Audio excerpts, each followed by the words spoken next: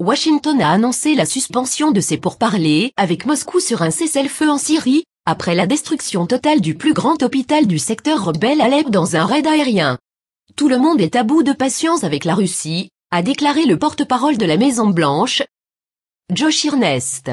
Il n'y a plus rien dont les États-Unis et la Russie puissent parler à propos de la Syrie, a-t-il ajouté. Le régime syrien mène depuis 11 jours, avec l'aide de la Russie, une vaste offensive pour reprendre cette partie de la ville, au prix de bombardements massifs qui ont suscité l'indignation des pays occidentaux.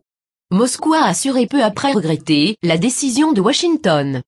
La Russie s'est par ailleurs félicitée de la grande efficacité de ses frappes. Les accusations selon lesquelles la Russie aurait bombardé des installations médicales, des hôpitaux ou des écoles sont toutes sans fondement, a indiqué un vice-ministre russe des Affaires étrangères Gennady Gatilov, estimant que l'intervention des forces aériennes russes avait aidé à éviter un chaos absolu en Syrie. L'hôpital a été visé directement par des raids aériens, a pourtant indiqué à l'AFP Rami Abdelrahman, directeur de l'Observatoire syrien des droits de l'homme, ODE. Connu sous le nom de Code M10, l'établissement a été visé à plusieurs reprises par des bombardements et est désormais inutilisable. L'ODE n'a pas été en mesure d'indiquer si les tirs provenaient d'avions du régime ou de son allié russe. Alep, l'enfer sur terre, l'envoyé spécial des Nations Unies pour la Syrie Staffan de Mistura a assuré dans un communiqué que l'ONU allait continuer à faire pression énergiquement en faveur d'une solution politique au conflit syrien malgré l'issue extrêmement décevante des discussions longues et intenses entre deux acteurs internationaux cruciaux. Les États-Unis ont par ailleurs annoncé qu'ils avaient procédé lundi à une frappe aérienne près d'Idlib nord-ouest visant un responsable important d'Al-Qaïda en Syrie. Le Pentagone n'a pas précisé s'il avait été tué et n'a pas dévoilé son identité.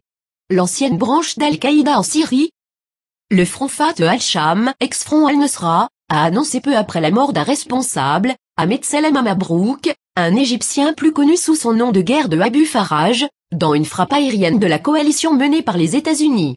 Malgré la suspension de leurs tractations sur la Syrie, Washington et Moscou vont néanmoins continuer à échanger des informations dans le cadre du système qui vise à éviter un incident entre leurs avions au-dessus de la Syrie. Il y a 15 jours, le secrétaire d'État américain John Kerry avait une fois de plus dénoncé le soutien de la Russie à Bachar al-Assad.